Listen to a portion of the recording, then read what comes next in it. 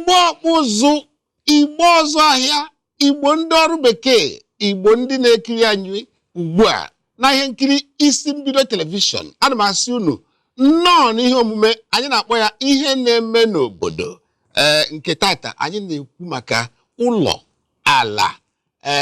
ndị onye bi na ebe onye ebighị, landlord na tenant dịka ndị oyibo si ekwu. Aha m bụ Chidiebere Ụgbọaja. Ana m asị gị mekanụ nọnụ nnọrị anyị ga-anọrị, unu ga-amụta ihe ole na ole gbasara ebibi ụlọ, ndị bekee na-akpọ ya housing for all. Kedu ka anyị ga-esi eme ka ngwa unu ngwa ngwa iji kwukwe asị na ebe onye na-eme ka ọ na-awachi. Abụ m onye arọ ndị izu ọgụ nke dị n'ọchịchị ime obodo Idatọ Local Government nke dị n'Imo steeti. Ọ bụ m ga-abụ onye ndu gị n'ihe omume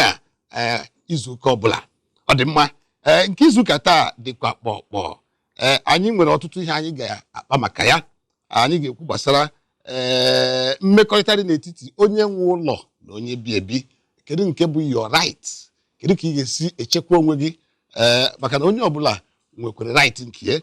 Unu ga-amata ihe gbasara Lagos State Tenancy Law. Anyị ga-ekwu maka ya ka ị mara ebe ịkwụ. Anyị ga-ekwukwa maka nsogbu ọbụla ị nwere ike inwe gị na onye ibi n'ụlọ ya. Kedu ka ị ga-esi ekpezie? Ọtụtụ ihe dịkwa na ụgbọ anyị ga-akpa maka ya. E nwere obere emume ndị Nigerian Institute of Estate Surveyors and Valuers Lagos State Branch mere. Anyị garuru ebe ahụ. Anyị ga-agwakwa gị ụmụ ihe dị iche iche ịmabụ na anyị dara mba n'ihe gbasara ụlọ to the tune of nde 17 million houses deficit. Amabụghị m na ihe dị otu ahụ dị. Gịnị ka anyị ga-emekwa ka anyị nwee ike isi n'ime ya pụta? Ọtụtụ ihe ndị a na ihe ndị ọzọ ka unu ga-anụ taa. Chetakwa na ihe a bụ ihe na-eme n'obodo. Nke a bụ gịnị? Nke gbasara housing. Unu atakwala ụkwa na akị na-abịa. Anyị abịaghachila dịka isiri hụ n'anya wee kwere. Chetakwa na anyị ka nọ na isi mbido telivishọn, ebe a ka telivishọn niile bidoro. Mba ahụ kama aha telivishọn a n'anya. Aha m ka bụkwa Chidiebere Ụgbọaja. Anyị na-akpa gbasara mmekọrịta dị n'etiti onye nwe ụlọ na onye bi ebi. Some of us ndị abi na Lagos, unu ma na abịa asị na landlord sikwa landlord asị tụmadị landlord ndị bi na ebe ahụ ibikwa. Ọ dịkwa egwu. O nwere mgbe m na-achọ ụlọ garuo asị na landlord kpọpụta ya na nwunye ya pụta n'ọbịa gosicha m ebe m ebi, bịazie nsị ha ka ekwenụ ka ha si bịa hia. Ha sị m ewu na ha bi n'elu niile. Nne, ihe nke a dịkwa m egwu. M lee onye mụ na ya so anya sị ya na adịkwa m sure na anyị ga-emeli ihe dị na nke a. Nke a iku ume landlord akụọ gbam, ịkwa ụkwara ya akụọ gbam, ịgba generator ya akụọ gbam. Ọ naghị adịcha mma. Ọ na-aka mma onye nwe ụlọ biri ebe ọzọ, gị nwa na onwe ga-ebirikwe so that ịṅụọ mmiri ka ị nwee ike ịnoda ya ọfụma. Mana n'agbanyeghị o nwekwere ndị ọ na-abara uru. Ọwụghị mmadụ niile nwe ụlọ wụcha ajọ mmadụ. Enwere ndị wụ ezigbo mmadụ. Even enwere ndị wụ na mmekọrịta dị na gị na ha bịazie dịka nke nwanne. Ekpere Chineke ga-enyekwa gị ụdị ụlọ ahụ. Mana o nwekwere mgbe ọ na-ara ahụ. O nwere mgbe ọ ga-eruo gị na landlord gị ga-enwerịrị nghọtahie. Ịma ata apịam obi agba nwata na gịnị na nsịkọ ya. Ihe ọbụla mere n'isi na ọ maka na ọ bụ landlord. Ịbịazie were idea na-achọ okwu, ọ naghị adịcha mma. Mana ọ dị mkpa ka ị mara nke bụ oke gị. Onye ọbụla nwere oke. Even onye gburu mmadụ nwere oke. Ma ya fọzie onye bi n'ụlọ mmadụ. Ekwekwele ka landlord na-epushi gị here and there. Ọ naghị adị mma. Okwu gị si ya na ị nwere oke, na ị nwere ikike, ị nwere ihe bekee na-akpọ rights. Ndị Lagos steeti tụbadị, ana m enye ndị Lagos steeti ike. Ana m ajakwa gọvanọ ha nke pụrụ apụ, Fashola, gọvanọ Raji Fashola. Ọ bụ ya tichara ụmụ iwu ndị a na Lagos steeti. Lagos bụrụzie ebe dị mma ịchọta ụlọ ugbu a. Enwere ihe ha na-akpọ Lagos State Tenancy Law. Lagos State Tenancy Law. Mgbe e bidoro ya, mgbe onye ọbụla sị na ọ gaghị aga, mana ugbu a onye ọbụla ịhụla na ọ na-aga. Iji maatụ, ugbu a ihe a na-anazi bụ ego one otu afọ. Anaghị anakwa afọ abụọ, ndị ụfọdụ afọ atọ. Ị na-agata aga ohi wee biri n'ụlọ bikonu. mana nke ugbu a bụzi otu afọ landlord sị na ya agaghị ekwe enwere ebe ị ga-akpụpụ ya ga mee mkpesa so mara mgbe ọbụla ị na-achọ ụlọ ihe kwesịrị iji ego bụ naanị ego otu afọ iweta ego otu afọ ahụ then ịkwụọkwa 10% otu ụzọ n'ụzọ iri 10% of agreement and legal fees maka onye ọkaikpe ga-emekọrịta akwụkwọ gị na ndị chọtara ụlọ ndị estate agent 10% of otu afọ ọ bụkwa gị 10% afọ o nwere ndị ka na-eme ịkwụcha otu afọ ha sị gị ngwa na ị ga-akwụ agreement na nkewa 2 years maka gịnịzi ka ị ga-eji akwụ agreement 2 years ebe ị kwụọrọla otu afọ ọ dịghị mma ị gakwa gwa ha na ị nwere ikike nke gị onye jụ ama agwa gị ebe ị ga-akpụpụ ya ekpụpụ ya gọọmenti ga-emecha ya ihe ntị anụ ya ihe ihe ọzọ dịkwa n'akwụkwọ ahụ bụ na anaghị achụpụ mmadụ ị gaghị achụpụ onye bi n'ụlọ gị otu ọ bụla o siri masị gị enwere ndị landlord na-eche na maka na ha nwe ụlọ ihe masịrị ha emee onye bi n'ụlọ ọ bụghị eziokwu onye bi n'ụlọ gị nwere ihe a na-akpọ right nke ka nke tupu gị achụpụ ya ị ga-enwerịrị ihe ị ga-ahụ si na o mere na-adịghị mma n'ụlọ ọ gị na ibuliri ego ụlọ gị lụọ sị gị mba na ya agaghị akwụ gị esi apụọ mba anaghị eme ya eme bete onwekwe ka unu si nwezi nghọtahie nwefee ya ofe onye nwe ụlọ ga-enyerịrị gị ọnwa 6 a na-akpọ ya quick notice ọnwa 6 akwụkwọ ị ga-eji biko ọnwa 6 gachaa ọkwa ma ọrụ na ego gị gwụ ya enyezi ego ọnwa 6 sị gị ọnwa 6 ahụ ka ị ga-eji biko chọọ ebe ọzọ ị ga-ebi na ike ya agwụla gị na ya amakwaghị ihe ike gị agwụla ya na ya amakwaghị ihe a ga-eme ọnwa 6 ahụ ga-ewu ka ị were megide ka ị were chọta ebe ị ga-ebi quick notice ọ bụrụ na ọnwa 6 gaa ịchọtabeghị ebe ị ga-ebi ama agwakwa gị ebe ị ga-aga ga mee mkpesa ka m kwuo dị ị ga-aga na Lagos State Tenant Landlord Dispute Center enwere ya n'ebe dị iche iche enwere na Surulere nwee na Ikeja nwee ọ bụ ndị Lagos State Ministry of Justice bụ ndị na-elekọta ya anya ọnụ ị gaa n'ebe ahụ ị ga-ekpesara ha sị ha na gị na onye nwe ụlọ gị nwere nsogbu lekwa ụdị nsogbu ị nwere ha ga-enye gị akwụkwọ gị kpọọ ya ka ọ bịa ka ha jiri aka ha hụ ya ka ha kpeziere unu ọrụ na ọnwa 6 ahụ gaa ọrụ na ị gabeghị n'ebe dị otu a ndị ahụ onye nwe ụlọ gị nwere ike inye gị kpọgazie gị n'ụlọ ikpe nye gị otu ọnwa gị bịa n'ụlọ ikpe wụchaa bịa kwuo ihe mere na ịkwapụbeghị n'ụlọ ya wetara ya kii nke ahụ mee nke ahụ Chukwu agaghị ekwe ka o ruo na nke ahụ mana nke ahụ meekwa ị ga-agba mbọ gaa gbawa ọsọ were ije were ọsọ gaa chọta onye ọkaikpe maka na ọ dị mkpa na ịchọtara onye ọkaikpe ihe niile ndị a dịcha n'akwụkwọ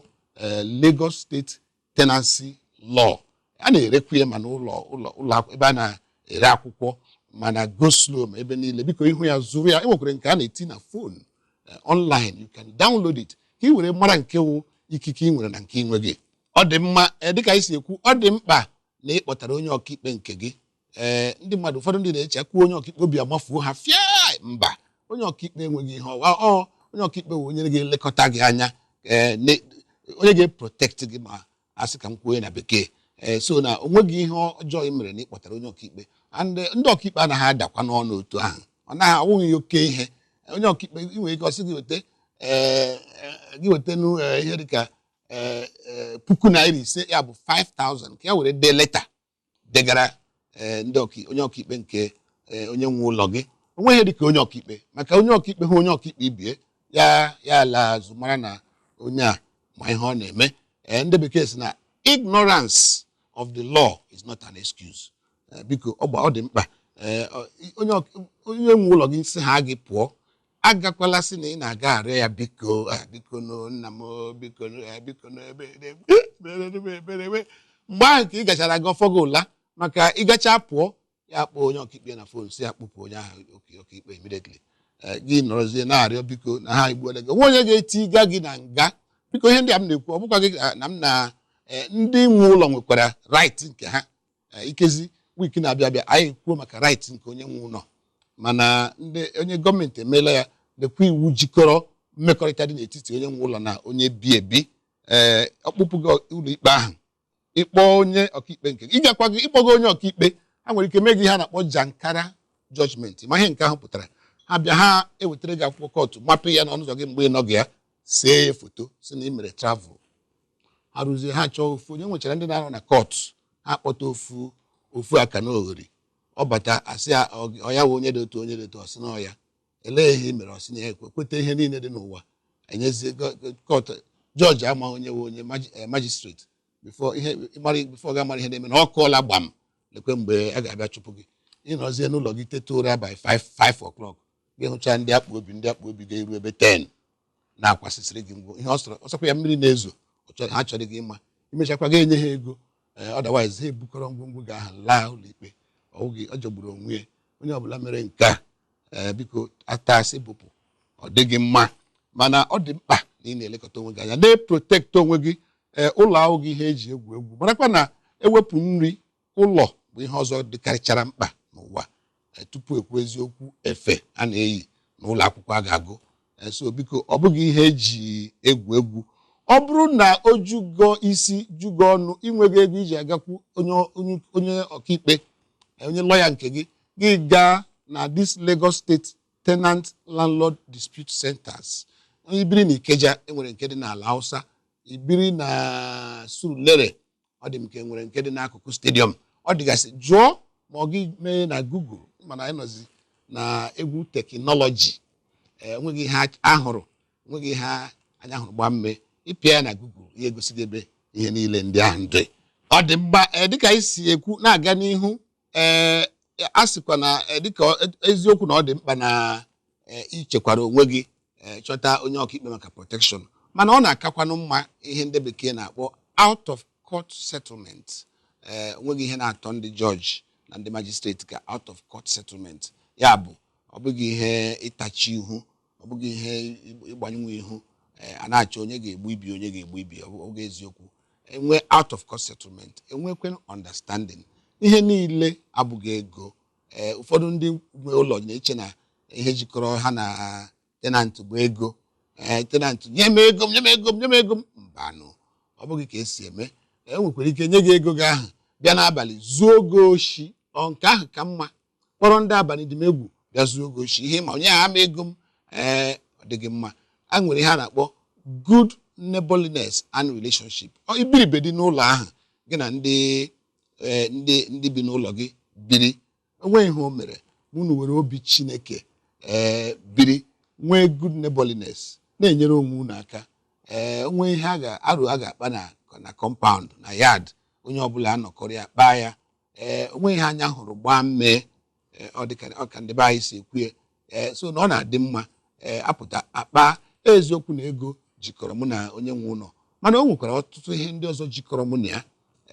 iji maatụ ezigbo mmekọrịta jikọrọ mụ na ya o nwere ebe m bi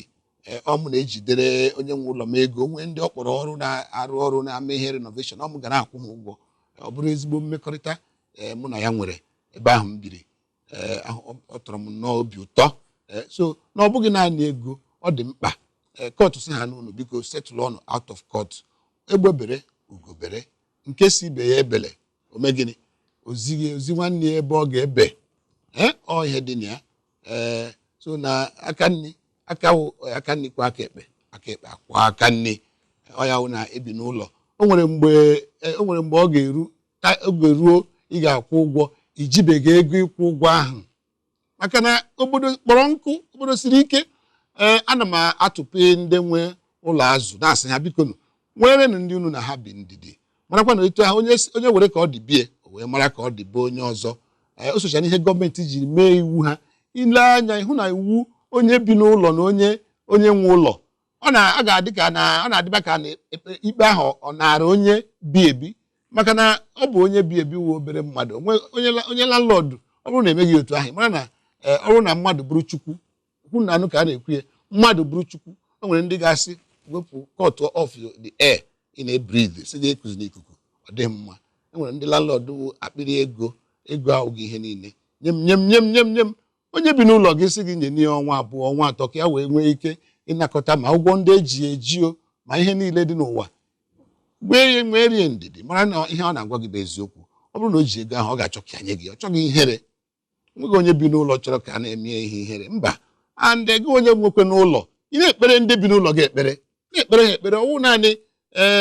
onye bịawa ịchụ ụlọ ọ na-asị kpee ekpere ọsị biko Chukwu nye mekwe ekpere ka ya nweta ụlọ dị mma ịbụ landlord ga na-ekpekwa ekpere sị Chukwu biko mekwa ebere ka ndị bụ ezigbo mmadụ ndị nwere obi Chineke bụrụ ndị ga-akwata n'ụlọ ma maka o nwere ndị ga-eburu pamsukusu buru ego niile dị n'ụwa nde naira niile dị n'ụwa batabe gị